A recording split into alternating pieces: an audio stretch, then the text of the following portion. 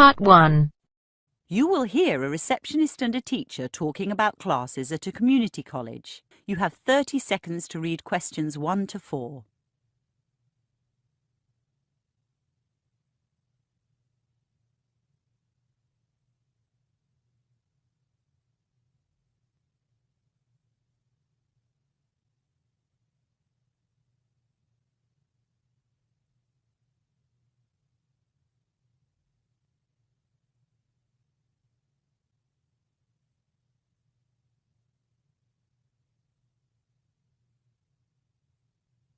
Good evening. How may I help you? My name's Amal Nouri. I'm a new teacher. Nice to meet you, Amaral. You're teaching Arabic, aren't you? Spanish, actually. I'm from Argentina. My relatives moved there a long time ago. You'd be surprised how big the Arab community is in Latin America. But Spanish isn't on tonight. It's tomorrow, Wednesday. I know. I just thought I'd introduce myself. When I came for my interview, I only met the principal. Mr. Andrews? Yes, Trevor Andrews. I must say he made me feel welcome, especially since he speaks Spanish himself. Trevor's a lovely guy. We're going to miss him when he leaves at the end of the term. Oh, why is he leaving? Has he found another job? No, he's retiring. He wants to spend more time with his grandchildren. Right. He did mention them to me. Did Trevor also mention that he likes to sit in on new teachers' classes, just for a few minutes? It's the policy of the college that new teachers are observed either by Trevor or by the vice principal. I'm sure it's in your contract. Probably. Don't worry, it's all quite informal. You won't need to submit a lesson plan. Actually, student feedback at the end of the term is taken more seriously. I see. One more piece of advice, Amaral. Don't be upset about the fact that you'll start the term with 15 students but end up with 5. That's just what happens with evening classes. People sign up for these things without really knowing what's involved, or something else comes up on that night. The high dropout rate is no reflection on your teaching. Thanks for the tip. Anyway, the real reason I'm here tonight is that I'd like to enroll in a class. I saw in the contract that teachers can take one class themselves, paying only 10% of tuition, which seems a pretty good deal. Indeed. When I was teaching keyboarding skills, I did Korean and car maintenance. However, for a few courses, like life drawing, where students have to pay for a model, or cooking with seafood, where the ingredients are expensive, I'm afraid teachers can't pay only 10%. They have to pay the full fee. Before you listen to the rest of the conversation, you have 30 seconds to read questions 5 to 10.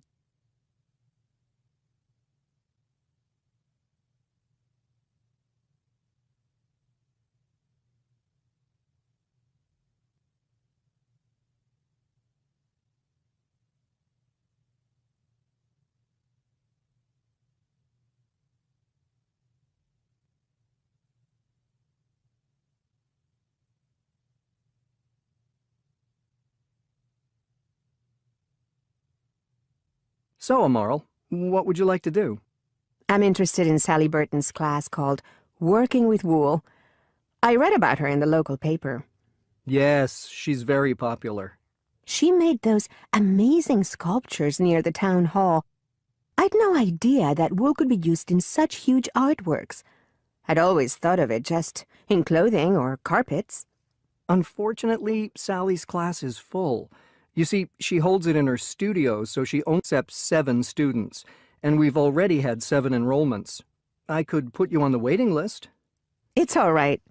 My second choice was watercolor painting on Tuesdays and Fridays. Yikes! There's a class tonight. Kostia's class is also popular, but someone's just canceled, so there is a place for you. Great. For the first few nights, he's in room 14, but later in the term, when it's lighter in the evening, he takes his class on excursions to the river. There were some gorgeous paintings of the river in the end-of-term exhibition last year. Sounds good. By the way, where will my class be tomorrow? I'm not sure yet. We've had to make a few changes, but I'll give you a call or send you a text when I know. Okay. I don't think I've got your phone number. It's 0212 064 993. 993 or 553? 993. Thanks. Lovely to meet you, Amaral. I hope you'll enjoy your time with us. That is the end of part 1. You now have half a minute to check your answers.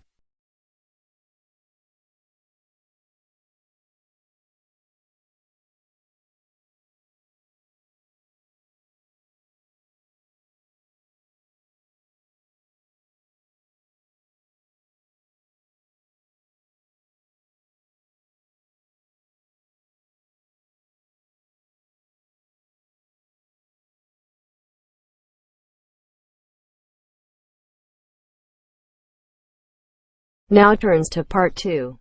Part 2. You will hear a woman talking to voluntary guides at an art gallery.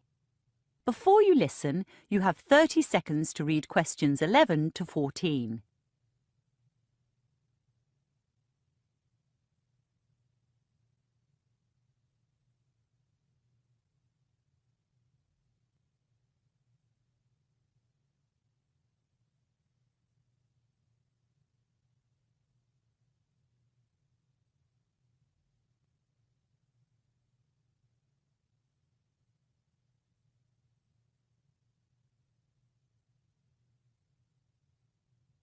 Good morning, I'm Wendy McEwen.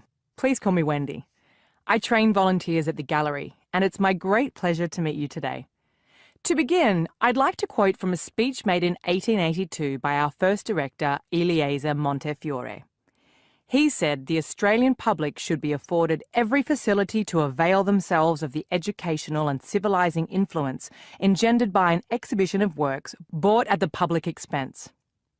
We now live in a world where the notion of civilization is seldom discussed, so let me mention some of its synonyms: enlightenment, refinement, and conformity with the standards of a highly developed society.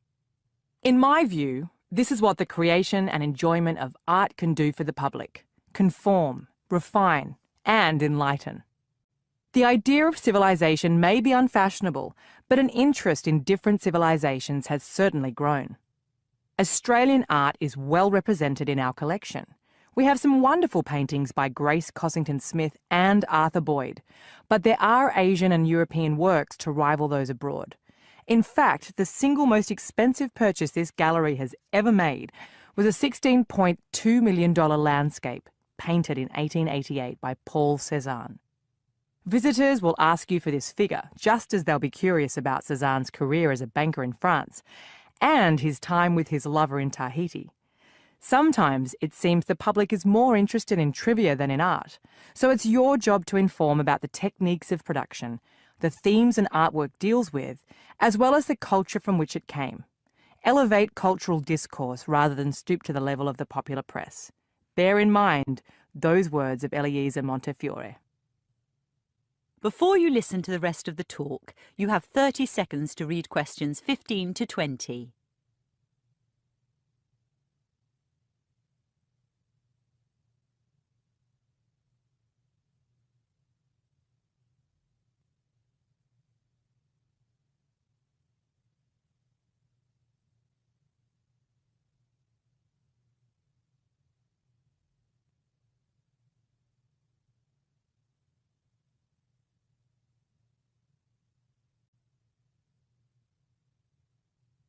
While guides are diverse, guiding is systematic.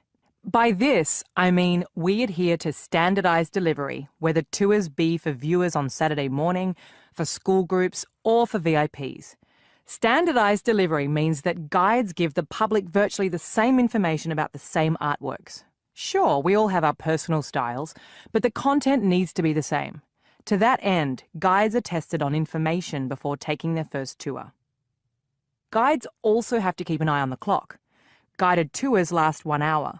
Since the building is large, part of that time is taken up in walking as well as mentioning the location of toilets, fire exits and drinking fountains. After recent additions, the gallery is twice the size it was in 2013. So ask your group where they'd like to go first. Then calculate how many artworks you can see on each level. Aim for a total of 14 in your hour. In each room, there's lots to see, but you'll only be talking about 1 or 2 items. By all means, when people in your group want to know about a work not on your list, go to it, but be brief. For the iconic works by Australian painters, you'll need to take longer. Some of these iconic works are part of the school curriculum, and many are known to international visitors who come just to see them. In the past, guides stood beside an artwork and gave a short speech. To a certain extent, that's still what happens with an audio tour. However, we now try to involve the public. One technique is called elicitation, when a guide asks questions about an artwork to see what knowledge already exists among the visitors. That way, you don't appear as the ultimate authority, and often visitors know considerably more than you. On that note, there will be times when you need to intervene, to let others in the group speak, to alter misconceptions, or simply to move on. As I said earlier, before you're let loose on the public, each voluntary guide is evaluated. Oh, that reminds me. I recall from your applications that 2 of you are Japanese speakers, so we'll probably ask you to take around groups of Japanese. Now, let's go into the gallery itself. That is the end of part 2. You now have half a minute to check your answers.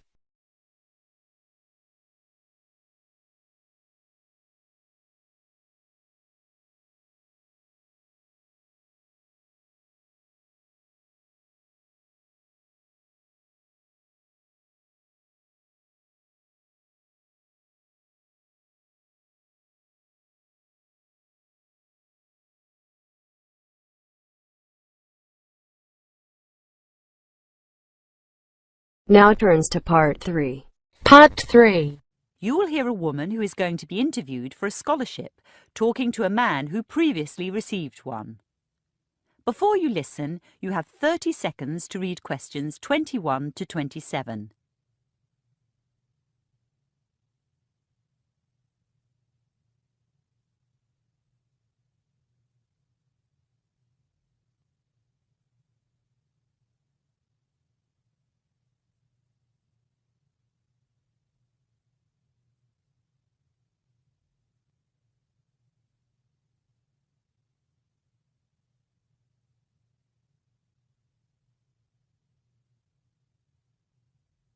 Hi, Vibol.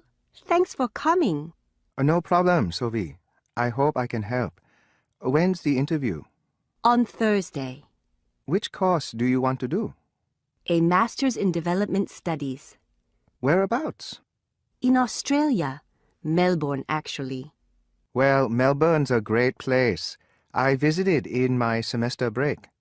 But you studied in Adelaide, didn't you? Yeah, Why Adelaide? I heard before I applied for the scholarship that most applicants want to go to Sydney or Melbourne. So by choosing Adelaide, I thought I'd have a better chance. Do you think I should go to Adelaide? Or not do development studies? I think the key is to choose a course you're really interested in, no matter where it is. Why's that? Because the workload is heavy. My master's was probably the most difficult thing I've done in my whole life. I see. Anyway, I bet the interview panel asks the same questions every year. What did they ask you? Firstly, about why I wanted to go to Australia. What did you say?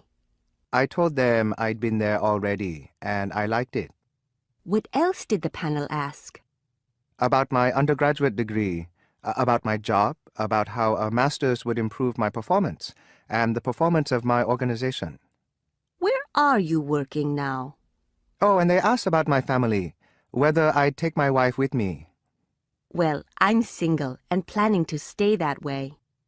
As to the courses helping me at work, you know I quit my regular job working in the university library. Yeah, I heard that. What are you doing now? I'm a volunteer at a rehabilitation center. However do you survive financially? I teach English at night and I live cheaply. Good for you. You could say an MA would improve your prospects of finding permanent work. I wonder what the interview panel will think about my undergraduate degree. It's in Russian and history. I studied Russian so I could get a scholarship to Russia for a master's degree, but I only lasted 6 months in Europe. If I were you, I wouldn't mention you already have an incomplete master's. I'd focus on the work you're doing now. Use phrases like grassroots activism and capacity building. The panel will love that. Oh? I do worry about my background. My family comes from a village on the coast. I seem to recall that most people who were awarded scholarships in the last 3 years came from big cities and were socially successful. In the past, that was true. Indeed, all the interviews were held here in the capital. But this year, they're also taking place in the provinces, so scholarships will go to a more diverse group of people. I don't think you should beg for assistance, Sophie. But you don't need to hide your background either. Be proud of it. I am proud of it. After all, it means you can empathize with the people you volunteer for. However, when you come back with a master's degree, you'll be able to mix with more influential people. I mean politically influential. I'd emphasize that if I were you. I'm not sure the selectors will want to know about my politics, but they may want to see that I'm passionate about development. Before you listen to the rest of the conversation, you have 30 seconds to read questions 28 to 30.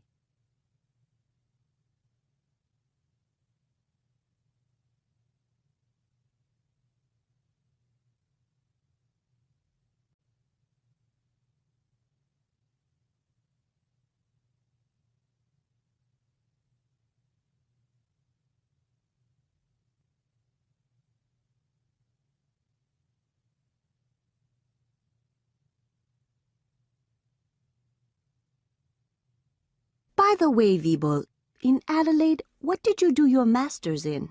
Taxation law. And what are you doing now? I set up a restaurant. A restaurant? With a master's in taxation law? Taxation is a nightmare here. To be honest, Sophie, I just want an easy life.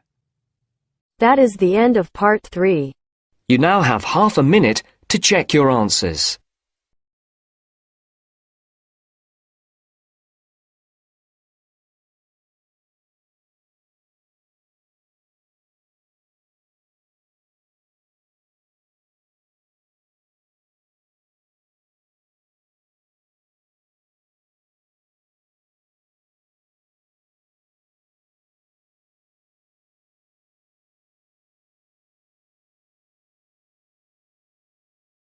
Now turns to part 4. Part 4. You will hear a lecture on the disposal of electronic or e-waste. Before you listen, read questions 31 to 40.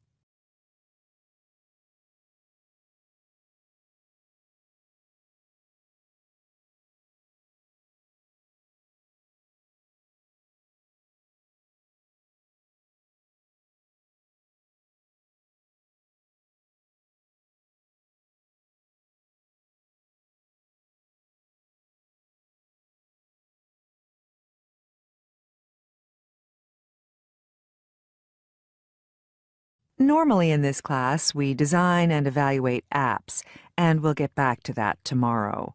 This afternoon, I'd like to raise your awareness about the issue of electronic waste disposal. As some of you know, I've got twin daughters who turn 13 on Tuesday. Like many children their age, they're totally in love with electronic devices. My husband gave his old smartphone to one of them, and I was forced to give my newish phone to the other. That was 2 years ago. Now they're both demanding brand new smartphones of their own. An anxious parent, I would have given in to this demand had I not just read an article about e-waste. Let me add that I read part of it on my tablet at home, the rest on my desktop computer at work, and afterwards I counted how many electronic items my family and I have at home, at school, and at work. And we've got 24. Yup, 24. An average American family, no doubt. Anyway, I finally agreed to birthday phones for my girls on condition that my husband and I shed some of our own devices as responsibly as we could. In the past, we've just put them out in the garbage as though they were banana peel or broken plates. This time, I decided to take 2 laptops and my girls' phones to a recycler accredited by the Environmental Protection Agency, or EPA. I found an interactive map on the EPA website showing companies that sign up to recycling schemes called e-Stewards and Responsible Recycling Practices. It's easy enough to drop stuff off at these companies and receive cash in return. I do regret to say that in the U.S., the cash return is tiny because there are currently insufficient volumes of electronic trash for these companies to turn into treasure. Since I'd like to encourage this recycling practice among my students and colleagues, there's a web link on my Facebook page. Frankly, I don't think Americans recycle enough. Yet, even with these companies that have popped up recently, there's still a huge problem. I mean, the collection of the e-waste is fine, but who knows how it's processed? The EPA believes that only 20% is actually recycled, and the rest is incinerated or put in landfill. The auditing of this process has yet to begin. The majority of local e-waste, around 8 million metric tons a year, is sent off abroad, mostly to Asia or Africa, where health and safety regulations scarcely exist. One reason the U.S. still banishes most of its e-waste is because it refused to sign the 1989 Basel Convention that controls the export of hazardous waste from rich countries to poorer ones. Needless to say, it wasn't the only rich country to spurn the convention. Neither Canada nor Japan consented to a 1995 amendment banning such trade completely. However, European signatories to the Basel Convention may not, in reality, behave any better.